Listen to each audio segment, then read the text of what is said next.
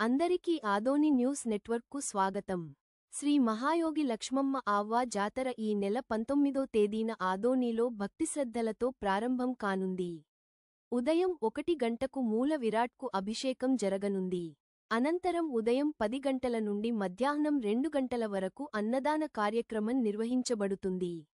ఈ జాతర మధ్యాహ్నం 3 గంటలకు ప్రారంభమై భక్తుల కోసం పలు మతపరమైన మరియు సాంస్కృతిక కార్యక్రమాలు నిర్వహించబోతున్నారు. లక్ష్మమ్మ ఆవ్వా విగ్రహానికి ప్రత్యేక పూజలు, హారతులు, నృత్యాలు, సంగీత ప్రదర్శనలు జరగనున్నాయి.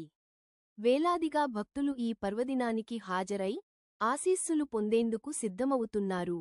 జాతర సందర్భంగా రవాణా మరియు భద్రత పరంగా స్థానిక అధికారులు విస్తృత ఏర్పాట్లు చేసినట్లు తెలుస్తోంది.